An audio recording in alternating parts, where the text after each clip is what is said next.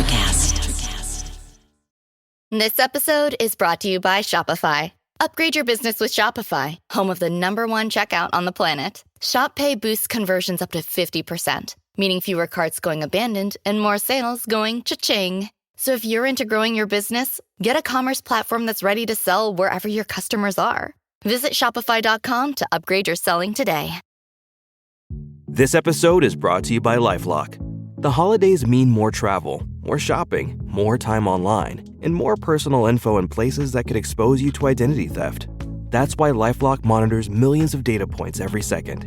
If your identity is stolen, their US-based restoration specialist will fix it, guaranteed or your money back. Get more holiday fun and less holiday worry with LifeLock. Save up to 40% your first year. Visit lifelock.com/podcast. Terms apply.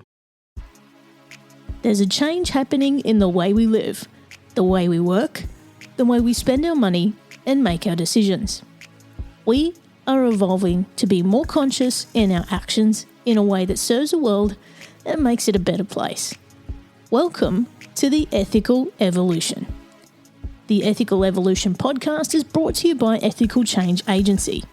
I'm Bindi, I'm the founder, and my mission is to help ethical entrepreneurs and holistic healers to find their voice through spiritual coaching and podcasting. I'm honoured to bring you the stories of those who create change through healing, kindness, innovation, purpose, and spirit.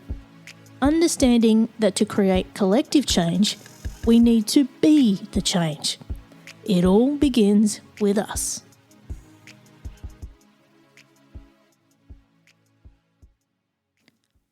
Hey, before we get into this episode, I just wanted to let you know that you can now grab my album of guided meditations. It's called Sourced by Spirit, and it's on all streaming platforms, including Spotify, Apple Music, Amazon, Tidal, YouTube Music, and many more.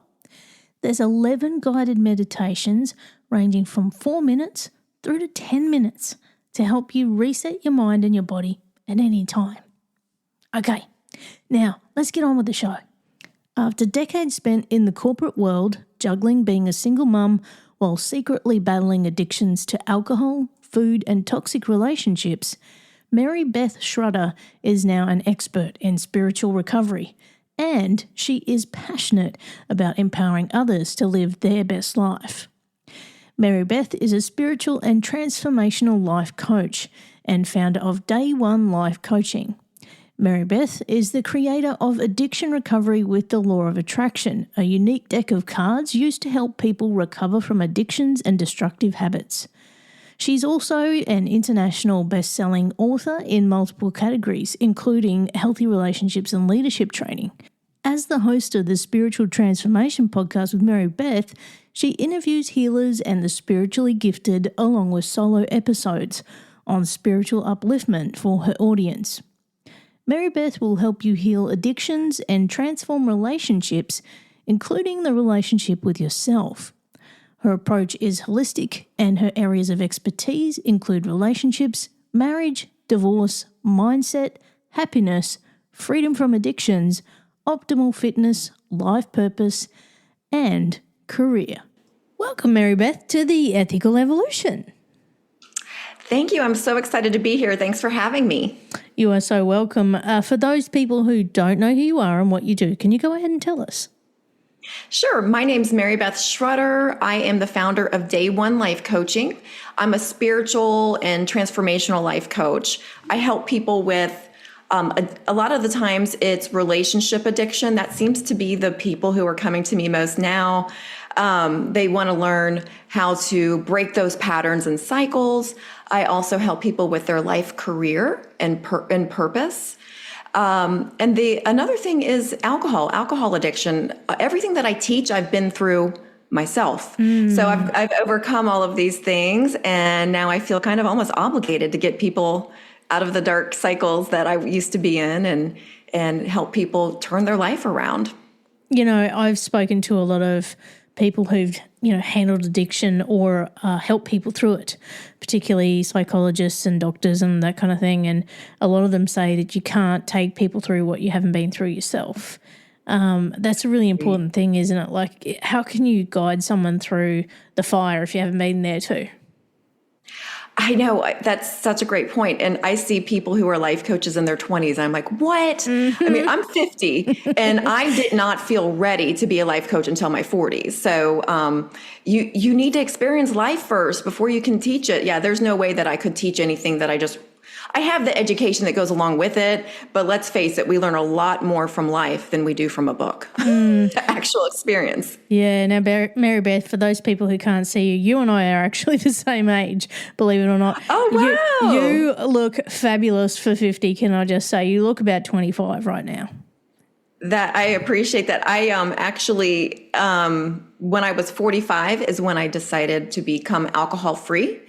And I told myself, I'm a real mind-body connection person, right? And I was like, if you quit drinking, because I had over 30 years of drinking under my belt, right? Wow. Alcohol. And this was almost daily, other than when I was pregnant. But it was red wine. I wasn't like drinking alcohol under a bridge out of a brown paper bag. It wasn't like that. But it's just so very socially acceptable and glamorized. I didn't even realize I had an addiction for a long time, right? Because it's so normal. And guess what? You're the weirdo when you quit drinking. I'm the oddball at parties now. But you know what? But yeah, when I was 45, I told myself, if you quit drinking, you're going to start aging in reverse. Like I just believe it with all my soul. And we can manifest our beliefs. Like as long as it's within your personal belief system, you can manifest it. And that's what one thing I try to help people is change those limiting beliefs. If they have something that's blocking them, that's usually what it is those limiting beliefs and those patterns of thinking that are no longer serving them anymore. So, now we'll see how far I can get away with this. Let's see how long my belief lasts that I can keep aging backwards. Well, it's working so far. Can I just say you're doing fabulous. Whatever you're doing, and you keep look great doing too. I don't see a wrinkle on your face, by the way. So yeah, I must have the smoother on. I love filters. Yeah, but yeah, wow. For the past that you've had and the upbringing that you've had and everything you've been through. Kudos to you. And so I guess, for some people, they'd be like, but you look so fabulous. How are you life coaching people? Like, it's kind of like we're not seeing your scars. But tell us what you've been through that we can't see. Well, I did lose 20 pounds after I quit drinking. That doesn't sound like a lot, but I'm only 5 feet tall. It was like 2 different dress sizes, right? Yeah. So and I just had that toxic look. Yeah, too bad I didn't have a picture handy for you. But I just had this toxic look. Like you don't even know that you have it until it goes away. And then you compare the pictures, right? Like I didn't feel like I did know I was gaining weight very fast. And I do think that happens in your 40s. Ladies who are listening, oh my goodness, alcohol affects your hormones. There's nothing that dysregulates your hormones more. And for me, just getting this knowledge, like I said, I didn't know I had an addiction. I did not know I did. I was adding on a niche. Like, ooh, I'm going to help people with addiction recovery. Now, I knew I had a lot of issues with alcohol. I knew that I had an unhealthy relationship, but so did everybody else. And guess what? I compared myself to those people. I didn't compare myself to the non-drinkers. And I had a DUI back in 2008, and I got arrested. And Wow. when I left this bar, I actually felt fine. And we had done a shot right before I left, and I could tell, like, as I was driving, I was like, like, what do I do? I kind of feel this affecting me. And I got pulled over, and I didn't know anything about DUIs, driving under the influence. I didn't know anything about that. No one ever talked to me about it. And I get arrested because I blew in the, they say don't blow, right? Don't blow. I didn't know that. Nobody ever gave me that advice. It wasn't in my energy field. And afterwards, I start asking people, like, I'm warning people, not asking them. I'm like, oh my gosh, don't, this is what happened to me. And I'm thinking it's this big deal. Everybody I knew had gotten a DUI before. I was like, well, maybe it's just the people we kind of surround ourselves with like-minded people, right? Or it's a law of attraction thing too. We like attracts like. And so then you would think it would have stopped me or been like some sort of like, ding, ding, ding, you have an unhealthy relationship, but it didn't. I had a lot of mornings with hangovers, wasted days, that in retrospect, I'm like, man, how many beautiful days did I miss just but feeling like shit, anxiety. So I would get anxiety in the middle of the night. And that's what I want to say. It starts happening, especially in your 40s, because of the hormone dysregulation. We call it hangxiety, right? So I'll tell you the science behind it. Our body does the right thing. It creates stimulants to counteract the depressant, which is of alcohol. So our body creates stimulants to counteract that. Well, after like 4 or 5 hours after your final drink, you only are left with the stimulants because the depressant wore off. And so I would be up in the middle of the night at 3 a.m. just with a racing heart. And I didn't know this. So I think that's why it took me so long to quit. I wasn't connecting alcohol with why can't I sleep? I was like, this is my hormones. I blamed everything on my hormones. Well, it kind of was, but what was the root cause? The root cause was the alcohol that was fucking with my sleep. And I just couldn't. I just didn't know until I got that niche. I'm studying addiction. I'm reading these books. There's a great one called Alcohol Explained by William Porter. And he started out his research, like trying to figure out what was wrong with his sleep. And then that's how he knew. So he writes this book that explains all the things about alcohol. And I was like, whoa. And being a law of attraction teacher, that's one of the things I love to teach. How could I keep something in my life? Now, I didn't quit right away, but it made it really difficult to drink because I no longer had peace with it, right? I no longer had that inner peace knowing all the things, knowing that it's a group 1 carcinogen linked to 7 types of cancer. It's right up there with tobacco and asbestos, but we don't market it. We hide that information. It reminds me of back in the like the 30s to the 50s, the 1950s, where doctors used to prescribe cigarettes to patients. Did you know this? And they were paid off by the tobacco companies to do this and to pretend it's healthy. And it reminds me of that. We're kind of we're coming out of it a little bit now where people are starting to realize, but we don't have the labels on alcohol the way we do cigarettes now. Do you know what I mean? So I didn't know that. I'm over here look, I knew it was bad for my liver. I'm not going to lie. But I was like, well, livers regenerate. We make all these. I'm taking milk thistle. You got to justify it. And I'm taking all these supplements and I'm doing all these things and I'm exercise and so I felt like that was balancing it out, but it definitely wasn't because I started to get skin conditions, eczema. Your skin gets really dried out, and alcohol actually depletes you of those same supplements that you're taking. Like you're not really getting it. So. Yeah, I was having just generalized anxiety. I think in the beginning, alcohol did help me with anxiety. Like the first time I drank, listen, I was only 11. Okay, so that's a red flag. Well, okay, I was a brat. I was out with on vacation with a friend of mine, and her parents were super lenient, and they had a bunch of alcohol on the counter, and we were just like, let's sneak some alcohol. So we mixed a bunch of crap together and I loved it. And that's a huge red flag. When you're like I always had anxiety. I had some childhood trauma and it kind of resulted in some generalized anxiety, some PTSD and I just had like abandonment issues, a lot of things that just from my parents' divorce and my dad being absent. And my dad was actually abused by his father. So my grandfather actually died of cirrhosis of the liver before I was even born while my mom was pregnant with me. So I never met him, but he was very abusive. So we have this generational trauma shit going on. And my dad did the best he could considering what he went through, right? So there was just a lot of neglect and things going on that in my childhood that left me with all of these anxious feelings that alcohol numbed away immediately. And that's why we're drinking.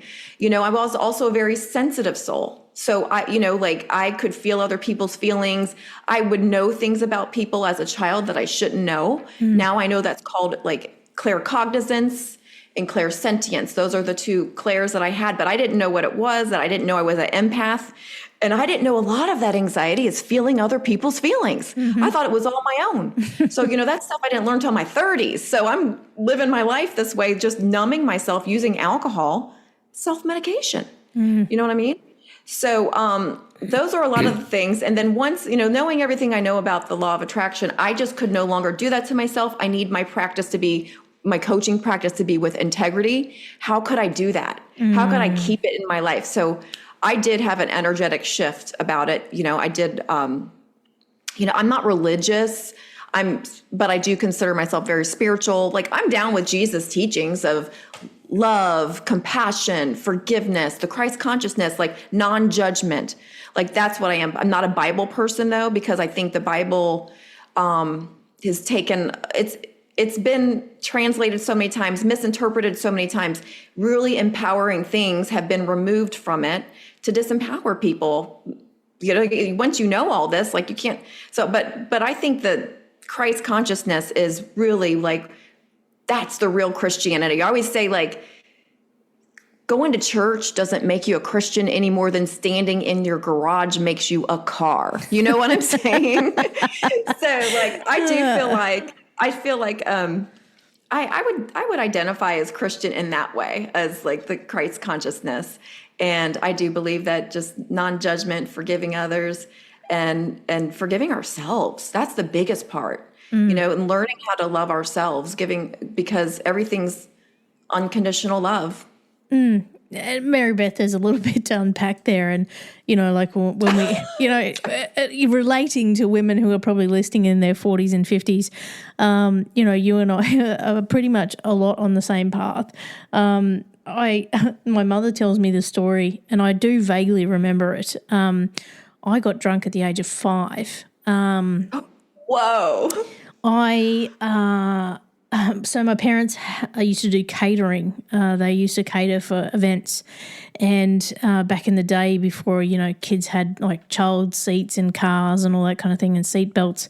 Yes, I am that old. I fell out of a car because of that, so I get it. Mum bought what they call here a flagon of sherry, which is like 2 liters or more of like this fortified wine they use for like trifles, this dessert that they make. Anyway, she left it on the front seat of the car, and I was sitting there. She went off to the shops and left me in the car.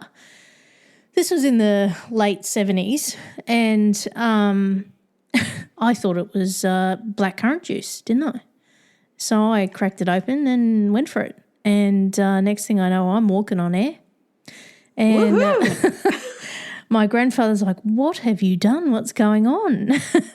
And, they had to get people to, get me help, whatever. And Mum called the doctor, and he said, "Yep, she's drunk. You're just going to have to let it wear its course." And, those things do make a mark on you, and they also make a mark on your parents when you're that young. And it wasn't intentional. It was a complete accident, right? You can see how things like that happen. But also that conditioning and the generational stuff that you talk about. Like on this show I had a guest who read one of my past lives, and they said, "Be really careful, because in a former life you used to be a Hollywood director and you were an alcoholic." And I was like, whoa. So just, I know, and that sounds really woo-woo, I know, but like these things, when you connect with them so deeply, it becomes a part of your current reality, and you're kind of like, whoa, I don't want to repeat the past. I don't want to like repeat someone else's patterns. I want to set a whole fresh path for myself. And that is the choice that we can make. And also one of the other things I want to touch on that you were alluding to there, particularly for women in our 40s, 50s, we like to have wine time. Here in Australia we call it wine time. After work you go for wine. I don't know if you've ever watched Kath and Kim in America. No, you haven't heard of it? I haven't. But there's this, this culture after work, you sit down and you have a wine together with your friends. They call it wine time. Anyway, that has just become part of the culture of everyday life. And particularly women of our age, we're like, oh, it's just like what we do to like wind down, end our day, end our week, hang out with our friends. But when you do that over and over and over again, and particularly once our bodies get to this stage, it's kind of like you notice when you do that to yourself and then you don't. like what the reaction that your body, well, if you're self-aware at least and self-conscious, the inflammation and the swelling that your body has when you have alcohol as opposed to not. Like, it's just like you were saying, you lost all that weight. That toxic look, that's what I was talking about. And we call it happy hour. But wine time, of course. But there was never a time where I couldn't find a friend to go to happy hour with me. Like it was my reward. Like I consider it my reward after work. Right. And, and it was worth the trade-off for a while, but then it became to the point where it was no longer worth that trade-off. No, and because particularly when it's a lower vibrational substance. It lowers your vibration. Yeah. And how can I do that as a law of attraction teacher?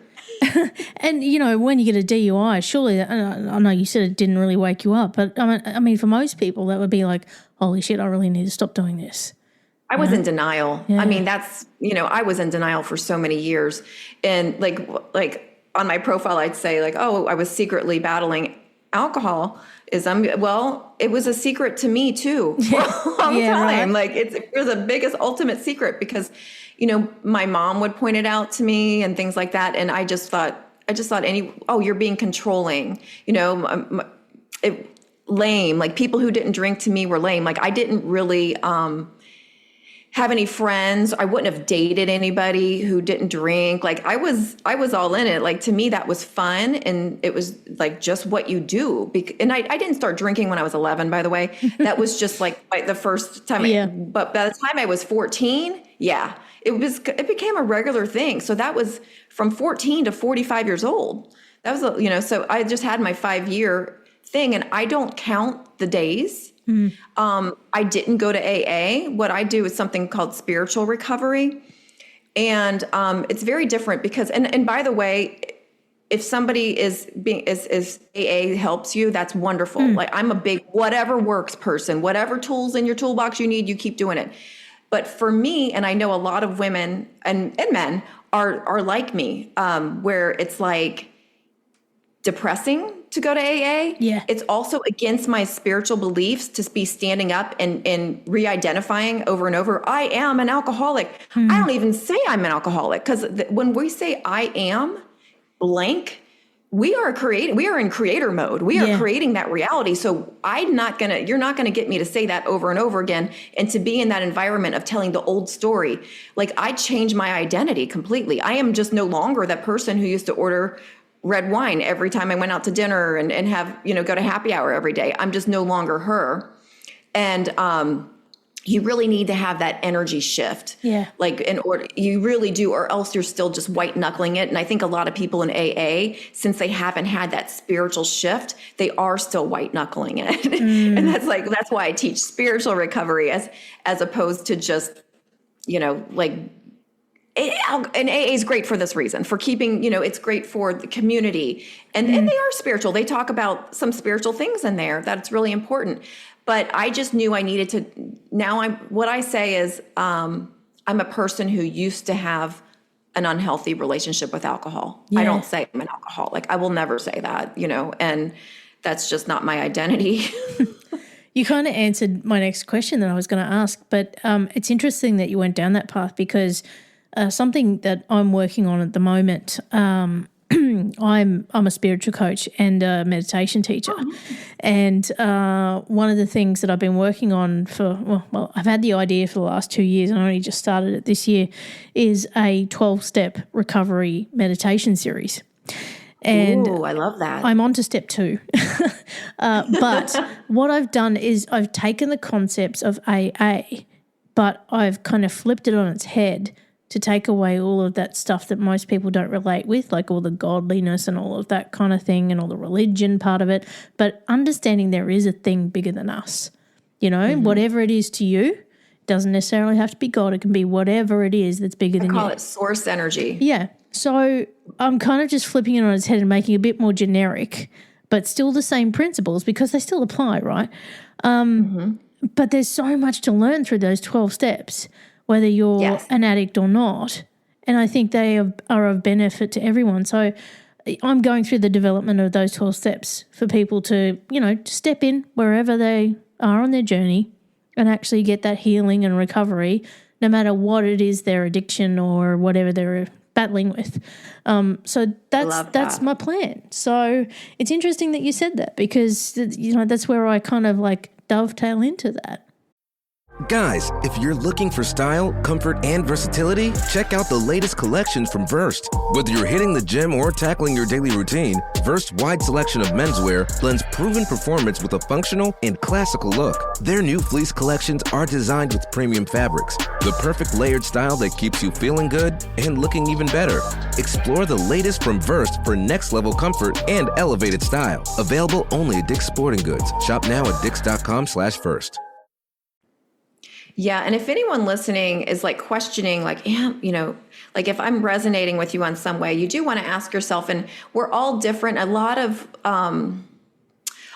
it is like, are you good at moderating? Because like for moderation, for me, I suck. I suck at moderating. Like if something's good, and this was with food too. I also got out of food addiction, sugar. Sugar's like worse than freaking heroin, man. And it is.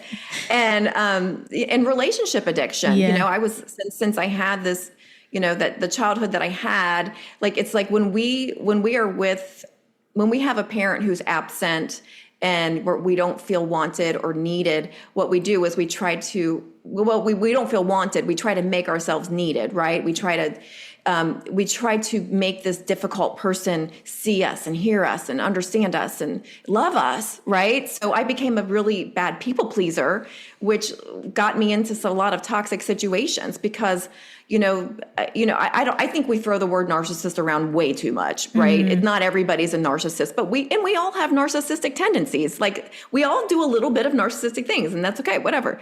But the actual like narcissistic personality is a disorder. And I was attracting people who like were extreme like that.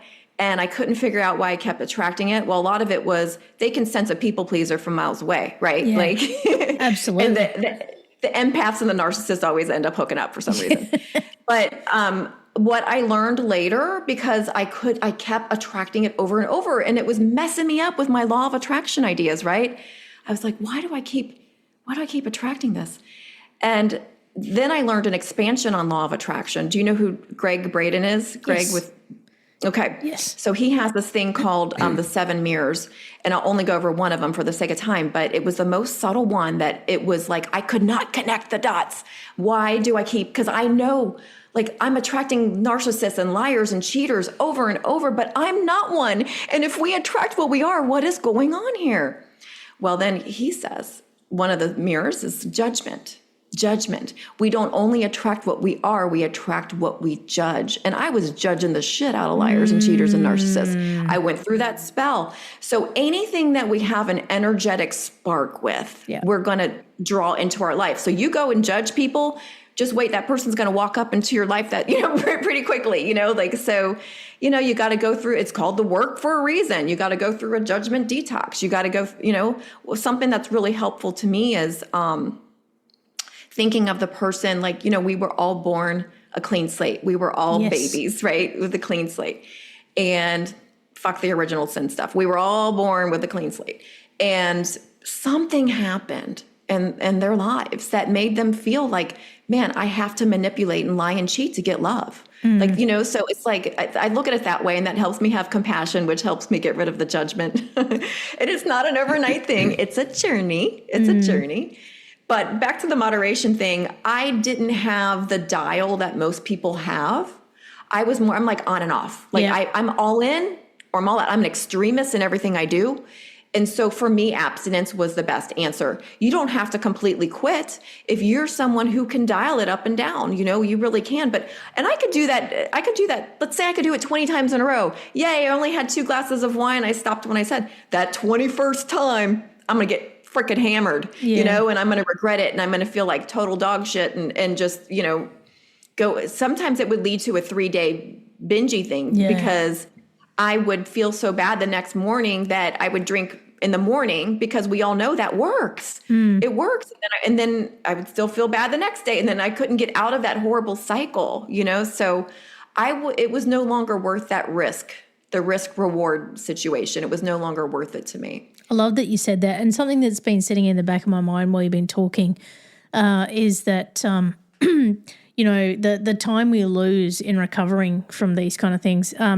I have been a judge for the Australian Podcast Awards for the last 2 years, and I've made some really good friends from a podcast called Sober Awkward, and it's these two people who are originally from the UK, and they talk about their sober journey. And Victoria, who's one of the hosts, she's actually written a book that's all about the lost Sundays that she's had recovering from hangovers, and all the awkward stories of all the drunk nights and the recoveries and all that kind of stuff. So if they're listening, hi to Hamish and Victoria. But this is becoming a norm where we're starting to embrace a life without that kind of toxicity in our life and actually seeing a new normal, using air quotes. But I'm going to lead us from that into the law of attraction, which you've mentioned many times so far. And, one of the things that came out of what you said there is that what we put out, we get back, right? Mm-hmm. And so one thing I've noticed just this week, is that I completely flipped my mindset from, I've had a lot of shit going on, and I kind of was like getting really, deep in that. And I kind of went, well, the more I dig deep in the shit, the more I'm going to get of it, right? But if I flip it and go, there's really joy underneath all this stuff. If we look deep enough, there's joy in everything that we do, or we can find joy in something every day. And so for me lately, it's been music. Music's been my big thing, as everybody knows. And I've been so deep in that this week that I have just been on such a high from that alone that it has completely changed my whole mindset. And people are like, you're different this week. What's going on? And it really is like what you put out, you get back. And so all these things are now falling into a line for me because I've put myself in a different vibration. I'm attracting those things back. Yes. That's what it's all about, isn't it? Yeah, and that's it's about embracing contrast too, because there's a myth where it's like, oh, if I high vibe enough, if I'm so high vibing, nothing bad's going to happen to me. And that's complete bullshit, right? Because it doesn't matter how high your frequency is. Life is life. We're in this 3D space-time reality where we're going to experience stuff. Life's going to throw curveballs at us. Bad things happen. Our parents die, pets die, my mom died of cancer 3 years ago, and it wasn't because I was low vibing. So it's such a ridiculous myth, but it persists. Yeah. But what does change when you high vibe is when you have a higher frequency. And thank God I had quit drinking when I was going through my mom's blood cancer, right? Because I was able to be present for her, and it would have been awful. It would have been awful if I was still drinking. But our relationship with that contrast changes. So we're just so much more able to handle it. And contrast is important. It's step one. So like the basic, I don't know if your audience, maybe we're listening to someone who's like, what's law of attraction? The basic concept is, number one, we're all vibrational beings. Everything vibrates. Everything is energy. This is science. Some people I don't even think it's woo-woo. Look, I don't mind being called woo-woo. I'm a member of the woo-woo crew, and I'm proud of it. But if someone who thinks that, just so you know, it is science. A lot of this stuff we can now prove, we can measure. It's quantum physics. So essentially, everything vibrates, everything's energy. It just vibrates at different rates, different frequencies.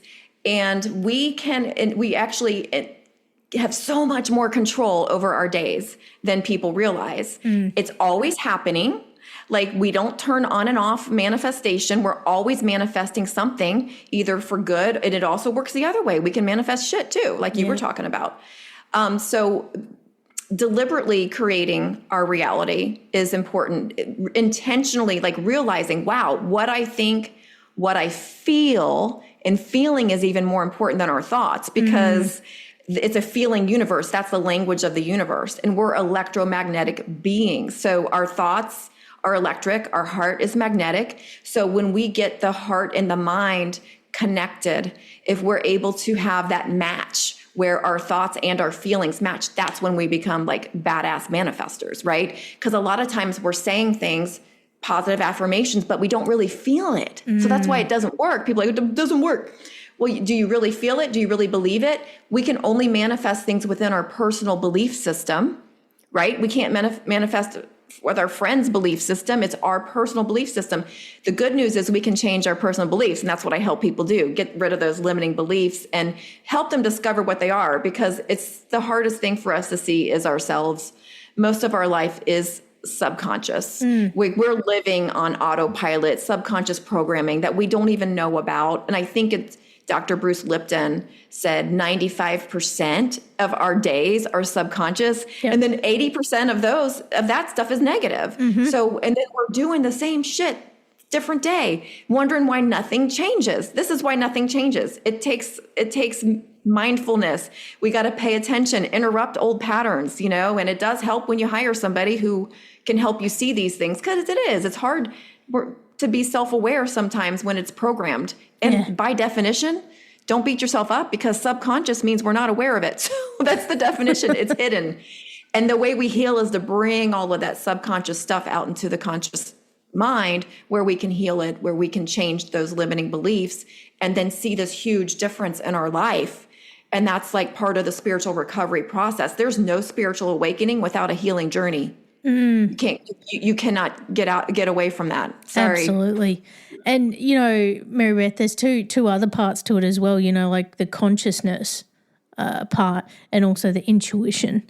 I caught myself yesterday in an environment that I didn't like being in, and I had a completely different mindset. I was relaxed. I was happy. I was just chill, and I was like, normally in that situation I'd be uptight and I'd be like ready for the next thing that's going to hit me, but I was just relaxed and I was like, yeah, I'm just going to roll with this. And my reaction to everything was completely different, and people's reaction to me was different. And it's that ripple effect that you have when you consciously go, yeah, this is the vibe I'm going to put out, that it comes rolling back to you, doesn't it? It does. And I actually had a spiritually transformative experience when I was only 18 years old. And it was triggered. I wasn't drinking, I promise. I was completely sober when this happened. I've always been into the spiritual stuff. Because like I said, I didn't have the luxury of not believing, since I always had weird stuff and psychic stuff happening to me, paranormal life, basically. But so I'm reading this book on near-death experiences. It was the first time I read a book on that when I was 18.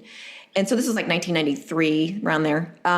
So I'm reading this book and it triggered something. It brought me into this quantum experience, and it lasted 2 weeks. But I was like, oh my gosh, everything was, here's my cat. Everything was pure, unconditional bliss and love. And I was in this quantum field where I would just think a question and I would get the answers. I was downloading it. I was tapped into universal knowledge. I don't even know how to explain it, but it's kind of like I was having a near-death experience, but I was still alive. I was able to just see and understand things like quantum physics that I didn't get to keep all that information. I'd like to believe it's in my subconscious somewhere. But yeah, I was able to just see how everything was connected, and that whole the separate stuff and it's all an illusion. Fear's all bullshit. And really the only thing that exists is love. And that's where I get that from. And so there was no internet back then. I didn't know what was happening. I went to a bookstore, I went to a library, and I'm trying to, and I did find that it's called it's all over the place. It happens to people all the time. Yeah. But I didn't know what it was. And no one in my life had ever experienced it. My friends and everybody around me thought I was batshit crazy, and it was going on for 2 weeks. And if I had the internet and I had a guide, it would have been so much better. But I didn't integrate that experience well into my life once that was over with, because it slowly brought me back down. Because it was kind of like I was at the highest frequency possible on Earth, right? And then I'm slammed back down into my 3D crap reality, right? And I'm like, oh my gosh. So that contrast of being up so high, down so low was really depressing. And I went from feeling so connected to everything to feeling not connected to anything. It was really horrible. And a lot of people don't talk about that, but I've heard it more than once. You can have this spiritual transformative experience, and if you don't integrate it well, it's not good. It's not good. You can get depressed. So what was my solution? It's tied into alcohol. I thought, well, when the most I can feel even a little bit connected to people now is when I drink. So then that's when I started drinking a lot more. But it's very interesting the way my life unfolded in retrospect. I'm like, it all happened purposely. Like I was supposed to have an addiction so I could help other people out of it. Like we said earlier, like I think it all worked out amazingly. It just, you don't see it while you're in it. Do you know what I mean? You don't see it until afterwards, like how perfectly everything unfolds. And so, you talk about manifestation there as well. And can you give us an example of the things that you've been able to manifest since you've been doing this? Well, so I've really been so even when as a kid, I would talk to people, I'd be like, did you notice that when you think these things and feel these things, this happens? And when you think these, like I was telling people this as a kid, like I was very observant of, man, what we say, what we do and how we feel is affecting our life. Like I was very much noticing that was happening. I'm either repelling things or attracting things. Of course, blank stares. Nobody seemed to be on my page. But then in 2006, I was invited over to a friend's house. We watched The Secret. A big group of us women watched The Secret. And I was like, this is what I've been saying. This is what I've been trying to explain, because I could see it. I could feel it. And I love that documentary, and I love the book. I feel like it focused a little bit too much on manifestation. I mean, I'm sorry, on abundance and things like that, and manifesting things that actually you could just sit on a meditation cushion all day and just things are going to flow into your life. And that's not how it works at all. That's another myth. Manifestation requires action. There's no law of attraction without taking action, right? So I think it was a great introductory video, but it actually did a little bit of a disservice, and it focused a lot on just money and things like that. But abundance to me is so much more than money. It's abundance of love, abundance of, even friendship and things like that. So I really feel like joy, an abundance of joy. Like I've manifested all of this. Like I can tell you how much my life has changed since I've raised my vibration, and from getting rid of alcohol, my vibration has changed immensely. And I started attracting better clients, more clients. That is very good. I'm attracting people who are really committed and ready to change their lives. And before that, I think I had a wobble in my vibration, and like some days I wouldn't feel good. So I was even almost like, well, I don't really want to work today or something, because I have a hangover, and that doesn't happen anymore. Do you know what I mean? So yeah, it's a beautiful thing. I can tell you a funny manifestation story. Yeah, right. So essentially, I was driving with my friend, and I was a driver, and I said to her, I really wish that I could see a chiropractor, because, I was working part-time. This was over 10 years ago. I was working part-time. I couldn't see one. So I wanted to see a chiropractor. I couldn't afford it. And it's not covered by insurance. So we're sitting at a red light when I say that. And that whole day, everything I said was happening. I was in like fifth dimension reality or something. And as soon as I say those words, this sounds bad, but I get hit by a car at a red light by a drunk driver. No. Okay. Yeah. But guess what? That was the path of least resistance to get me my chiropractor. I actually, that day I had, they called me, the insurance company. They were very concerned, and we're going to give you they didn't want me to press charges, and I didn't want to be in that energy, look, I had driven drunk before, right? So they gave me a year's worth of free chiropractor, and medical massage. We got money. We got like all these things. And it was just like, sometimes that's the way things show up for us, right? It's not always rainbows and butterflies. I wanted to see a chiropractor, instant manifestation of a chiropractor. and a lot of times we think that things it's like, it's going to come in the specific form. Like, okay, I want to lose 20 pounds.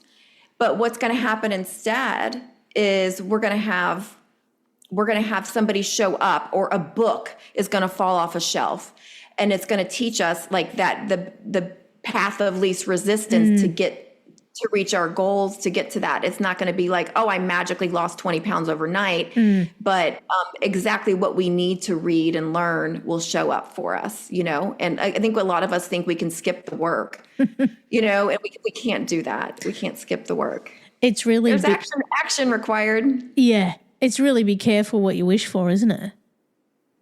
It is, because like we said earlier, we don't only manifest positive things, we're always manifesting, and there's really not an off switch. So we need to be intentional throughout our days.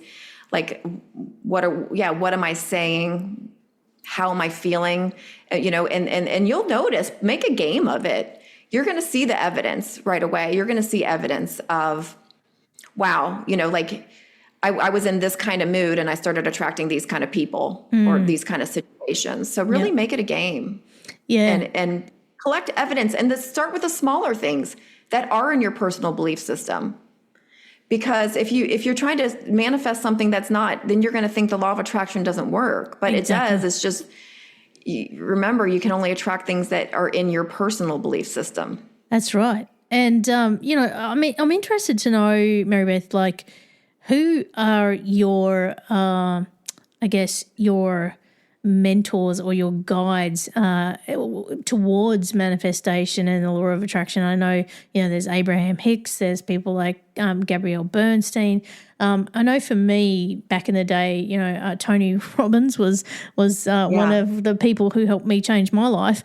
But there's so many different people around. Like, who do you tap into to guide you through it? My first ones were Louise Hay and Wayne Dyer, back in the day. Right? I met Wayne Dyer, by the way.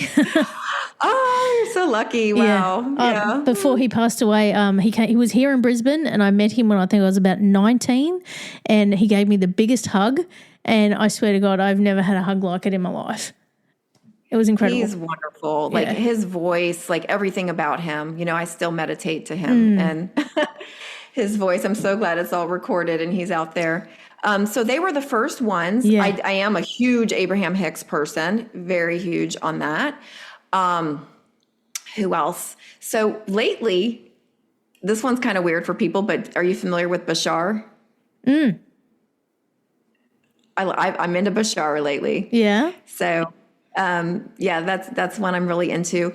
So I love Dr. Bruce Lipton. Yep. Dr. Bruce Lipton, Biology of Belief is a great book. And I was just actually listening to one of his podcasts before we got started here.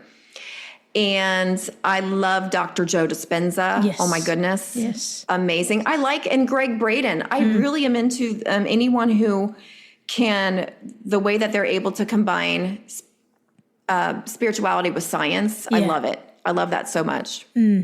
Well, the two intersect, really, if we think about it. Like, it does. Really, there is science in spirituality if we pull it apart, isn't there?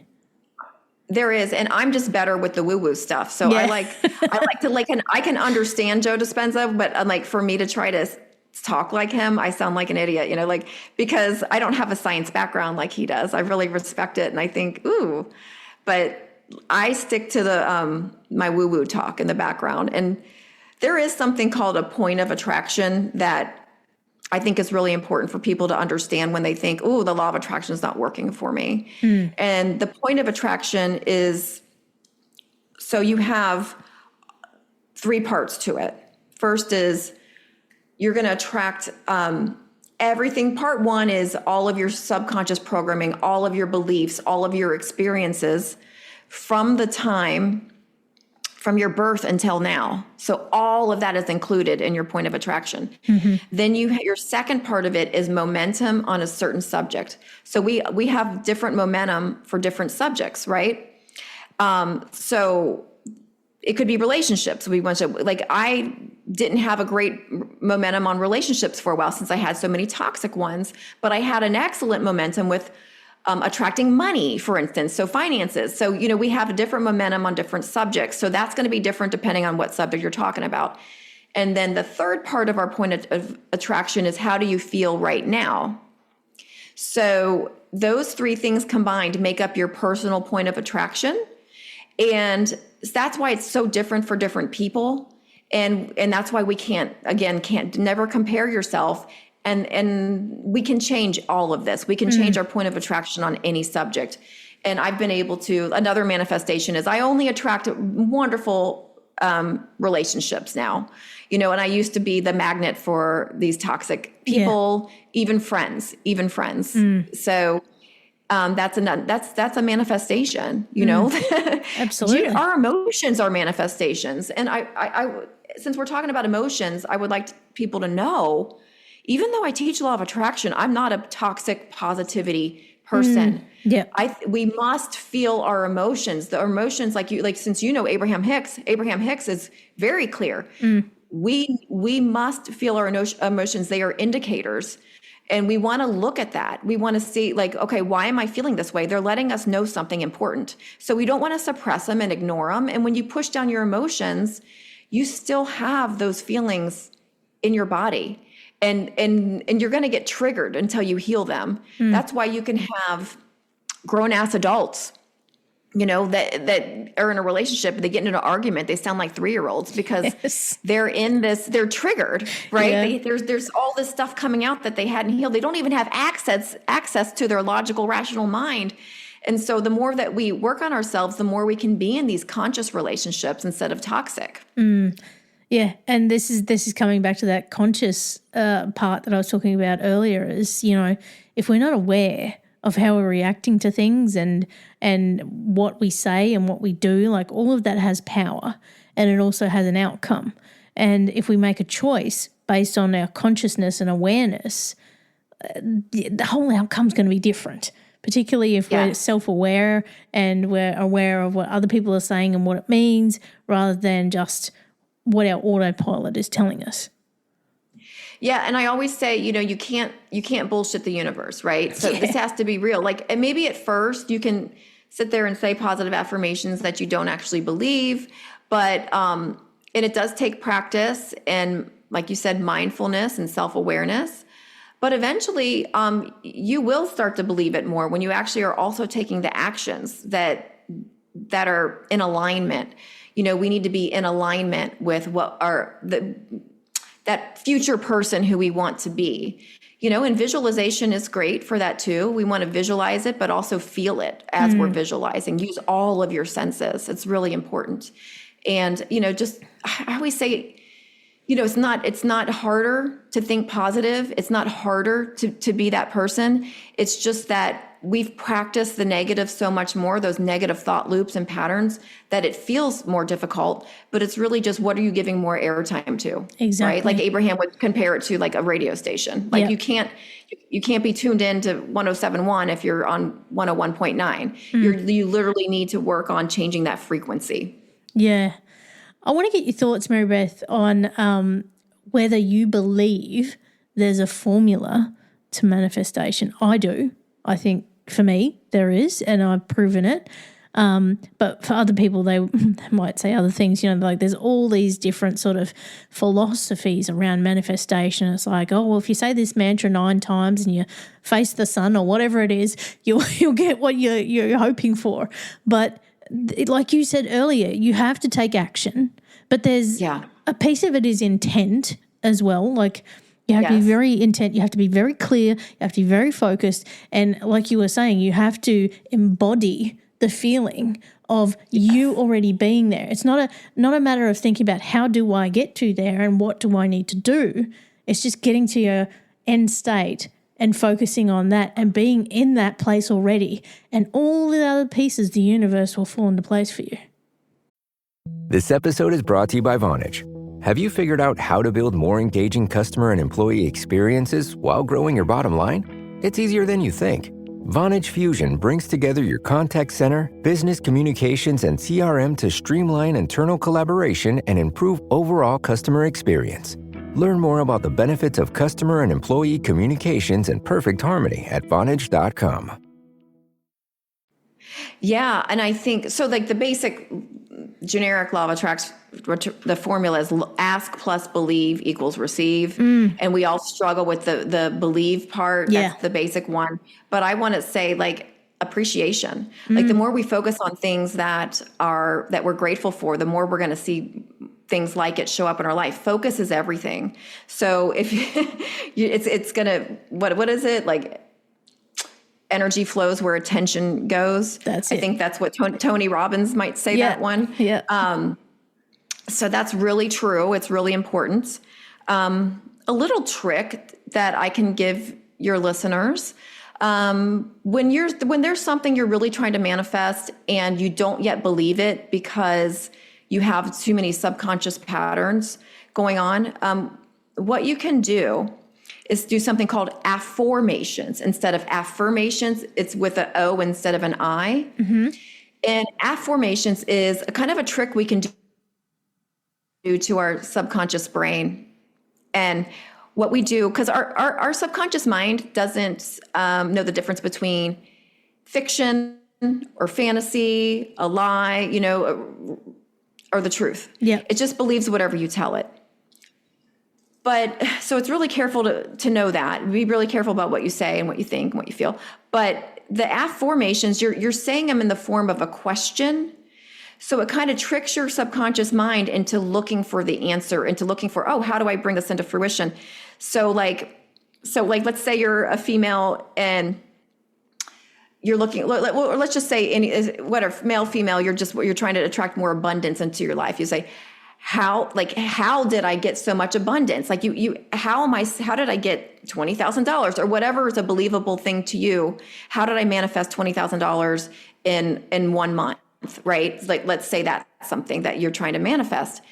You ask it as a question and your mind starts working for you in the background. And then there's also the reticular activating system, which people think it dismisses law of attraction. It actually works with the law of attraction. It's a filter for us. Like when we start, it's beautiful. Like we're meant to be that way. It works along with the law. It's not instead of the law. So the reticular activating system is a filter where they call it the red. What is it? The red Honda. I think Mel Robbins calls it the red Honda trick. Because you just think of a red Honda and then everywhere you see red Hondas everywhere.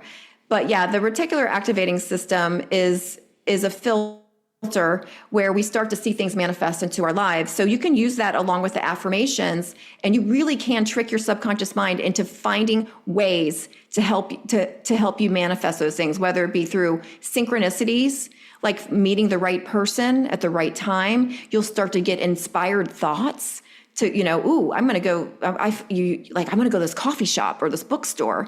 And you won't know why you got that inspired thoughts, but it's part of the affirmations that you put out there. And you will actually be energetically inspired to be at the right place at the right time and meet the spiritual rendezvous is what I call them. Yeah. So it works in so many different ways. And even emotions are, like I said earlier, are manifestations as well. That's very cool. I guess my next question is, if people are listening at the moment, Mary Beth, and they're really interested in what you do in terms of your coaching and how you can help them, where can they go to find out more? The best place to go is probably my website. The most valuable thing that I feel I offer is one-on-one coaching, because we can really get into your subconscious patterning and your limiting beliefs and, whatever your goals are. And I do offer group coaching. I just think the one-on-one is just so much more effective because it's so individualized. Everybody's different. Like I have clients that are 12 years old and 56 years old. Like that's my current range right now at the moment. Right. So, and it's interesting with the younger ones because they don't have as much subconscious programming going on. Do you know what I mean? Yeah. So they're very open to this. It's wonderful. They have very quick changes. But day1lifecoaching.com is my website, DAYONE, lifecoaching.com. And I do offer a free discovery call, which is a Zoom session with me. It doesn't matter where you live because my Zoom sessions are, obviously remote. You can live anywhere. As long as you speak English, I can work with you. Awesome. And then I'm on all of the platforms.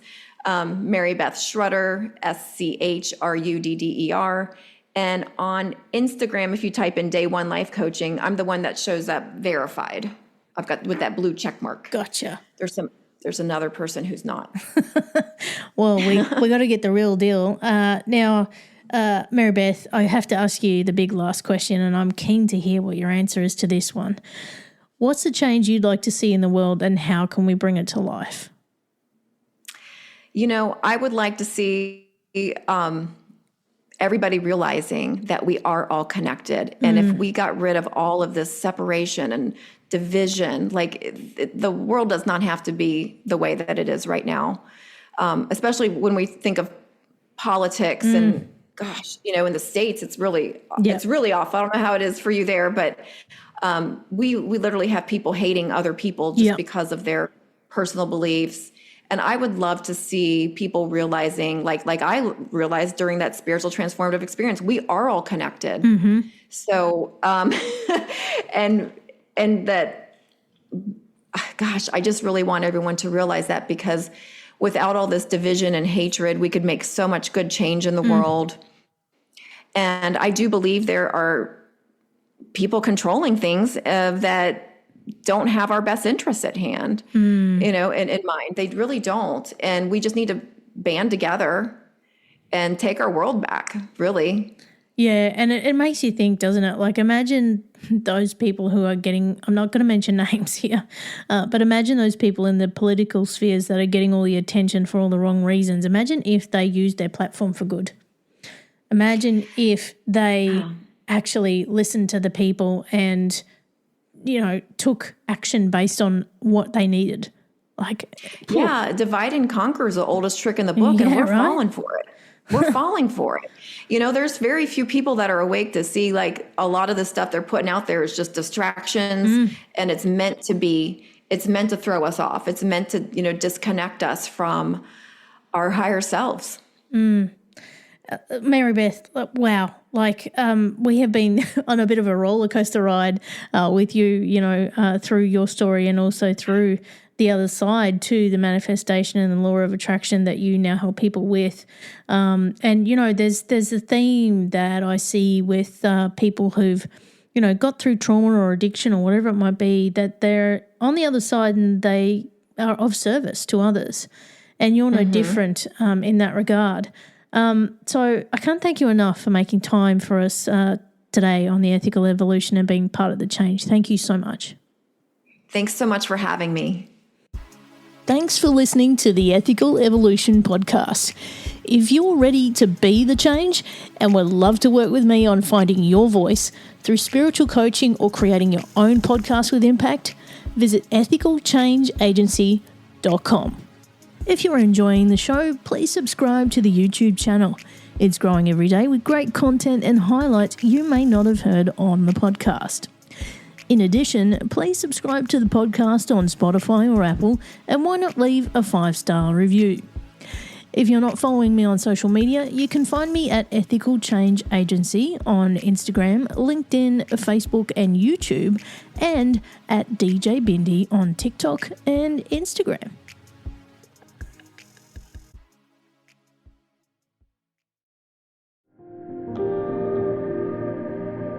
Everyone has heard about the U.S. space program, but what is actually going on at NASA?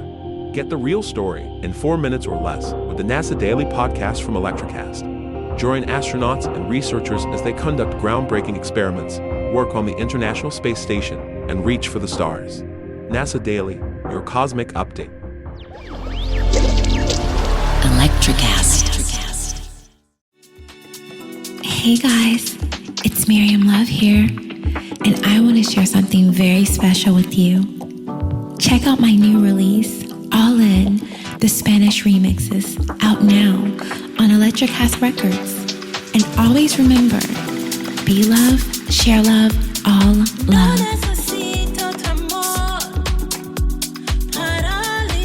Available now wherever you listen to music.